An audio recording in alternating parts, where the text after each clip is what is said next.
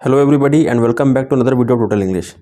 सो students, आज के इस वीडियो में हम लोग पढ़ने वाले हैं the tale of Custard the dragon poem का एक्सट्रैक्ट बेस्ड क्वेश्चन। जी हाँ, एक्सट्रैक्ट बेस्ड क्वेश्चन काफ़ी इंपॉर्टेंट है आपके एग्जाम पॉइंट ऑफ व्यू से, क्योंकि दो क्वेश्चंस 5 मार्क्स के आने वाले हैं। तो इससे पहले भी मैंने कई वीडियोस एक्सट्रैक्ट पर बनाए हुए हैं, अगर आपने नहीं देख रखा है तो उसका लिंक मैं डिस्क्रिप्शन में दे दे रहा हूँ, आप वहाँ से जाकर देख सकते हैं या फिर आई बटन से भी आप देख सकते हैं। तो चलिए without wasting any time let's start the video. तो रही बात क्वेश्चन की, तो मैंने जो पोएम है the tale of Custard the dragon, इससे दो स्टैंजास को पिक किया है। पहले हम लोग इन दोनों स्टैंजास को थोड़ा पढ़ लेते हैं, फिर हम लोग क्वेश्चंस की तरफ बढ़ते हैं। यहाँ से स्टार्ट है। Belinda lived in a little white house with a little black kitten and a little grey mouse and a little yellow dog and a little red wagon and a really truly little pet dragon। तो ये आपका first stanza है poem का। तो first stanza और second stanza हमने pick किया है।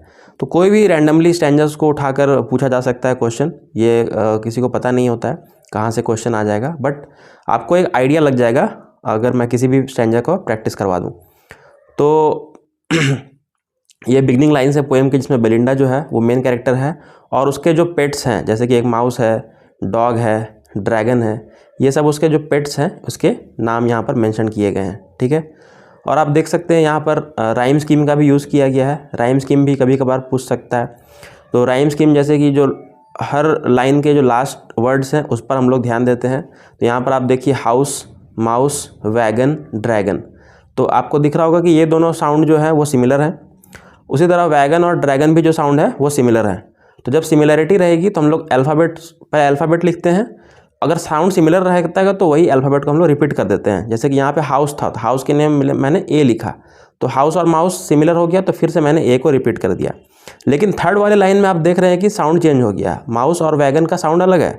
तो फिर ए के बाद हमें नेक्स्ट अल्फ़ाबेट की तरफ बढ़ना है, दैट इज़ बी। फिर बी और नीचे देखते हैं तो वैगन और ड्रैगन फिर से सेम साउंड है। अगर मान लीजिए ड्रैगन का जगह पे कुछ और रहता जिसका साउंड वैगन से नहीं मिलता तो हम लोग सी लिखते हैं, बट सेम साउंड रहने से अल्फ़ाबेट भी रिपीट होता है। तो इस तरह से हमने यहाँ पे निकाल लिया इसका राइम स्कीम क्या है, ए ए बी बी। तो अगर राइम स्कीम पूछता है तो आप ऐसे निकाल सकते हैं, बहुत आसान है इसे निकालना। ठीक है, तो चलिए नेक्स्ट स्टैंजा को हम लोग पढ़ के फटाक से क्वेश्चंस की तरफ जाते हैं। क्या पूछा जा रहा है। Now the name of the little black kitten was ink.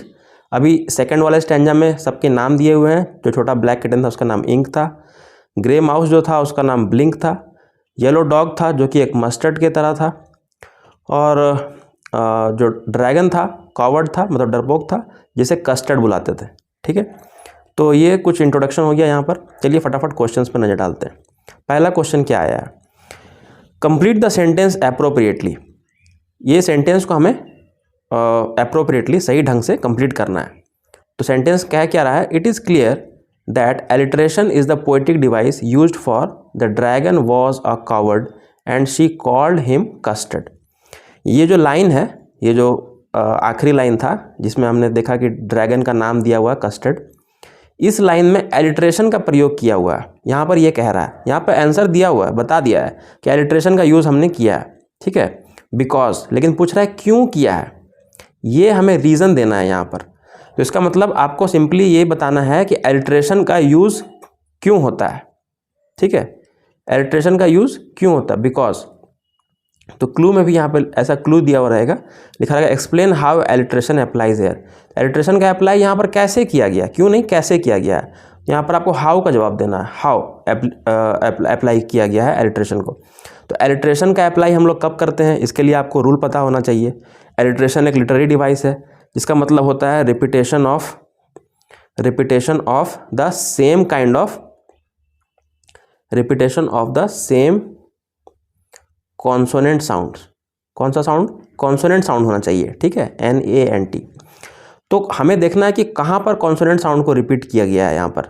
तो ध्यान से देखते हैं, ये लाइन है द ड्रैगन वॉज, या पोएम में ही हम लोग निकाल लेते हैं लाइन को। ये है आखिरी वाला, यहाँ से the dragon was a coward and she called him custard. तो यहाँ पर मुझे दिख रहा है साफ साफ जो सी जो अल्फ़ाबेट है इसकी रिपीटेशन यहाँ पर दिख रही है।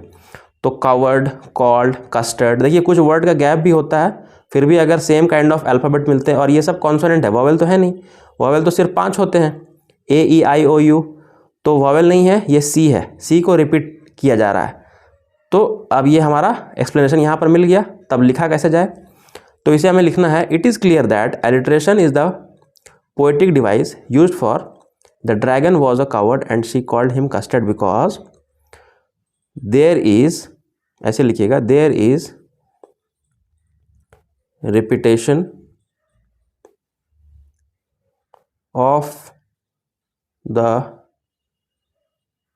साउंड क, ठीक है, सी से क साउंड का रिपीटेशन हो रहा है। सी को ऐसे इन्वर्टेड कॉमा के अंदर लिख सकते हैं, ठीक है, इन द लाइन 3 टाइम्स या 4 टाइम्स, जितना भी आप लोग काउंट करके इसको लिख दीजिएगा, इतने टाइम्स, 3 टाइम्स या 4 टाइम्स, या टाइम्स नहीं भी लिखेंगे तो कोई फ़र्क नहीं पड़ेगा, बस ये लिख देना जरूरी है। आपको ये समझाना है एग्जामिनर को कि आपको पता है कि एलिट्रेशन का प्रयोग क्यों हुआ है, क्योंकि यहाँ पर सी का रिपीटेशन हो रहा है, ठीक है, बात खत्म।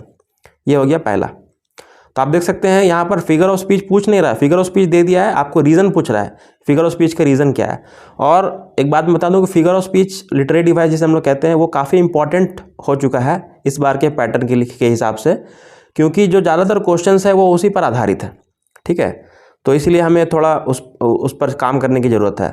तो अगर आप चाहें तो कमेंट बॉक्स में मुझे लिख दें, मैं लिटरेरी डिवाइसेस के ऊपर एक सेपरेट वीडियो बना दूंगा जिसमें कि सभी लिटरेरी डिवाइसेस के प्रॉपर यूज़ और एग्जाम्पल के साथ में एक्सप्लेन कर दूंगा, ठीक है। चलिए moving to the next question. The poet, second वाला क्वेश्चन मैं पढ़ रहा हूँ। The poet has used a poetic device in the given lines, what effect does she wish to create by its use. Poet ने poetic device का प्रयोग किया है, जो कि ये गिवन लाइन्स है, पिक किया हुआ है, वही एक्सट्रैक्ट का ही ये लाइन है।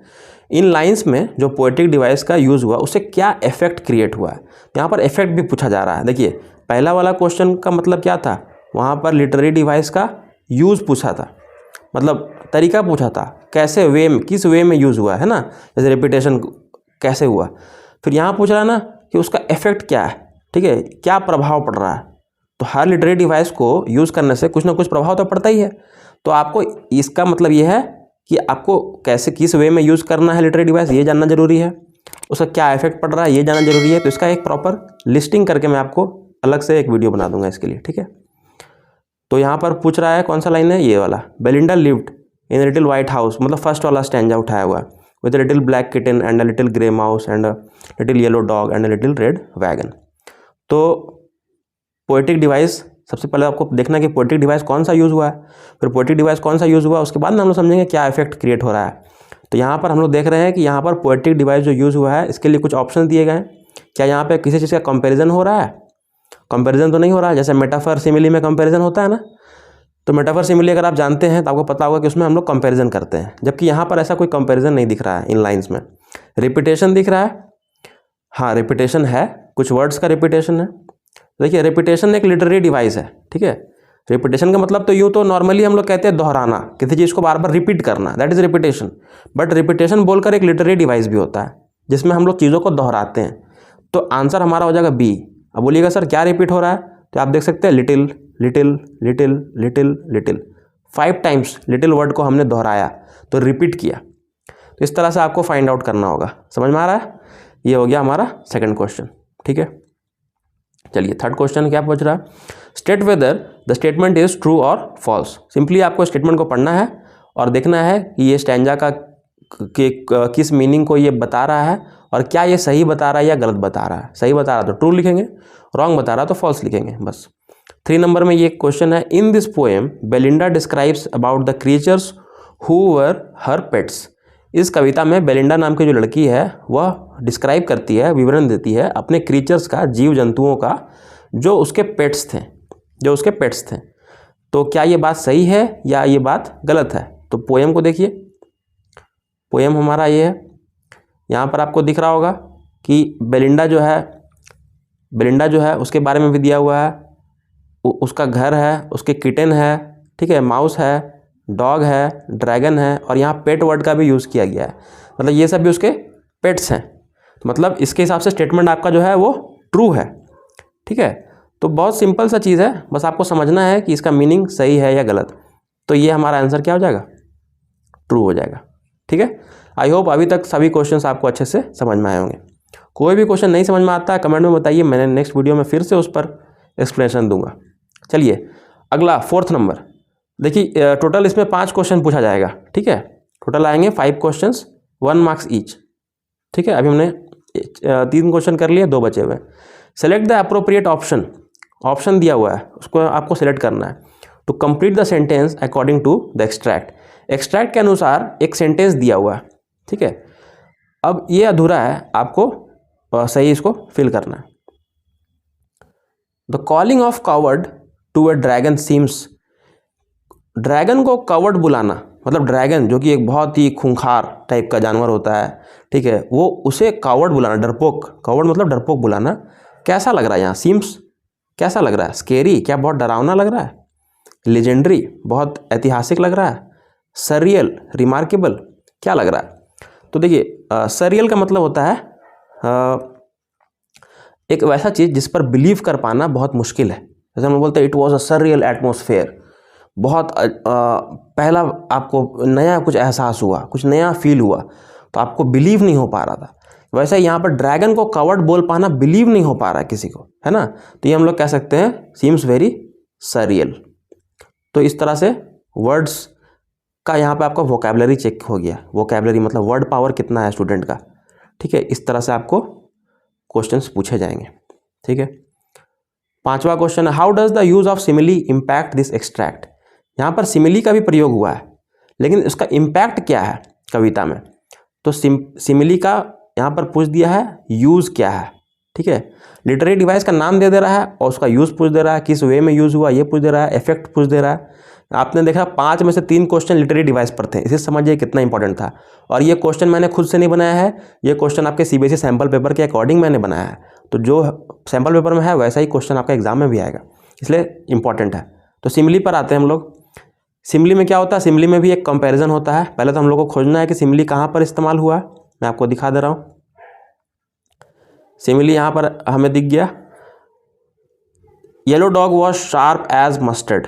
येलो डॉग को मस्टर्ड से कंपैरिजन किया है, कंपेयर किया है यहाँ पर, ठीक है, तुलना हुआ है। और तुलना के लिए हम लोग वर्ड्स का यूज़ करते हैं, जैसे कि एज, लाइक, जैसे कि she is as beautiful as rose, he is as intelligent as Einstein, या his mind is like Einstein. तो एज, लाइक, ये सब का प्रयोग करते हैं हम लोग कंपैरिजन में, तब उसको सिमिली बोलते हैं। यहाँ पर एज का भी प्रयोग हुआ है और मस्टर्ड से तुलना किसका किया जा रहा है? डॉग का किया जा रहा है। इट मीन्स सिमिली है, ये तो कन्फर्म है। तो सिमिली का यूज़ क्या है? ऑप्शंस को देखिए, पता चल जाएगा। पहला क्या बोल रहा है? सिमिली क्या करता है? Simplifies the meaning. क्या मीनिंग को सिंपल कर देता है? नहीं, सिमिली तो ऐसा नहीं करता है। It makes the line rhythmic. क्या एक रिदम देता है? नहीं। लाफ्टर क्रिएट होता है, हंसी आती है? नहीं। But it is a figurative comparison. तो ये लाइन आपका सही हो जाएगा। एक तुलना हो रही है यहाँ पे, फिगरेटिव कंपैरिजन हो रहा है, तो कंपैरिजन वर्ड है, इसलिए डी ऑप्शन हमारा क्या हो जाएगा? करेक्ट हो जाएगा। तो स्टूडेंट्स, मैंने इस तरह से इस 5 के 5 क्वेश्चंस को सॉल्व करके आपके सामने दिखाया, और ऐसे ही क्वेश्चन आपके एग्जाम में भी आएंगे। तो उम्मीद है आने वाले टाइम में मैं कुछ नए वीडियोस बनाऊंगा जो कि आपको एग्ज़ाम में काफ़ी हेल्प करेंगे। Thank you so much.